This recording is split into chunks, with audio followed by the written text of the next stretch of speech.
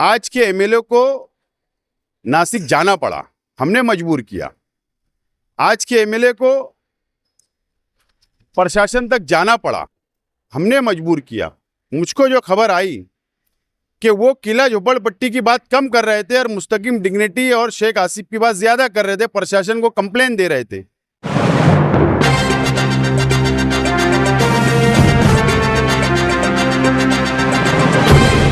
देखते रहिए the prime news Abdul Rahman के साथ। किला झोपड़पट्टी के रहने वाले लोगों के साथ आज हाईकोर्ट में सीनियर एडवोकेट एमपी वसी से बैठकर बातचीत हुई और कई मुद्दों पर समझने के बाद ये तय हुआ कि इस मामले में कानूनी कार्रवाई ज़रूरी है और जिस हिसाब से प्रशासन काम कर रहा है, 31 मई की डेडलाइन बार बार अखबारात में और डिपार्टमेंट के लोगों की तरफ से दी जाती है, यहाँ तक कि मौजूदा एमएलए की तरफ से भी 31 मई की डेडलाइन दी गई कि किला झोपड़पट्टी उखाड़ने की तैयारी शुरू हो चुकी है।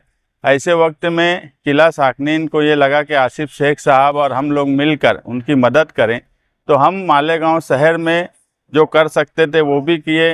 कल आसिफ शेख साहब ने लोक आयुक्त में भी एक पिटीशन इनकी तरफ से फाइल करवाया और आज कोर्ट में एक पिटीशन बनाया जा रहा है, क्योंकि जिस हिसाब से फिरका परस्त बुलडोज़र की सियासत कर रहे हैं, ऐसे वक्त में हमारे पास कानूनी रास्ता है और उस कानूनी रास्ते से हम एक मजबूत पिटीशन बना रहे हैं।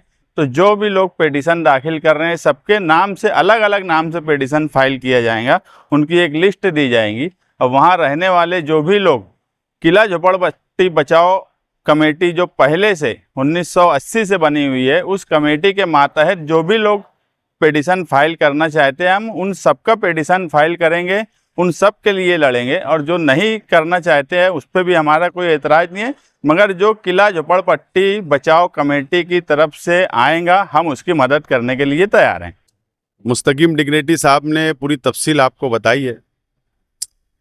बहरहाल हम लोग शुरुआत से किला झोपड़पट्टी की आवाम ने हम लोगों से रब्ता किया और हमने मालेगांव से लड़ाई शुरू की और आज हम लोग मुंबई हाईकोर्ट पहुँचे हैं।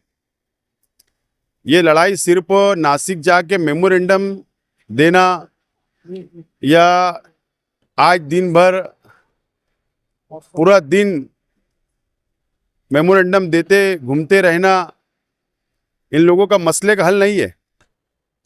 मसले का हल है जो हम लोगों को समझता है और इसीलिए वक्त बहुत कम है और इसीलिए हम लोगों ने मालेगांव से मुंबई तक ये लड़ाई लड़ी है, यहाँ तक पहुँचे हैं।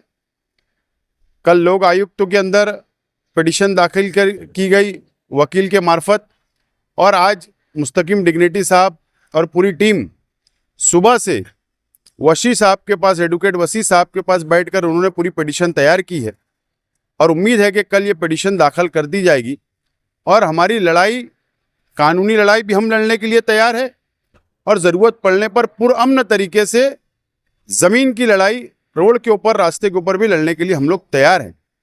बहरहाल सियासत शुरू है,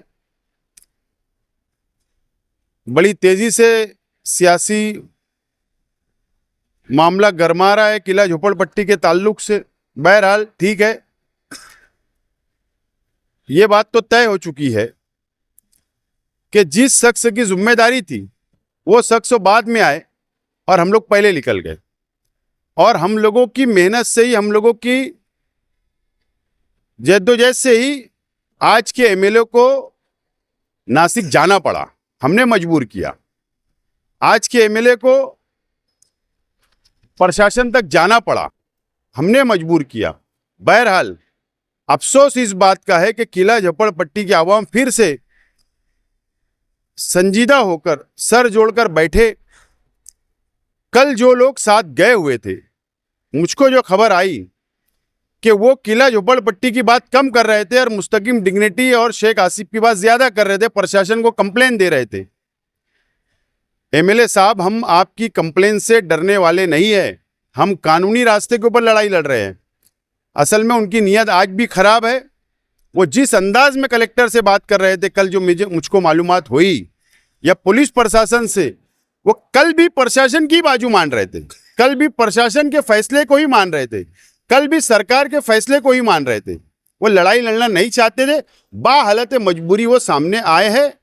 ठीक है, जो लोग भी उनके साथ जाना चाहते हैं, हमको खुशी है कि उनके साथ जाकर भी आप लोग अपनी लड़ाई को लड़ना चाहिए। हमारा मकसद है झोपड़पट्टी बचे और उसके लिए हम लोग यहाँ तक पहुंचे।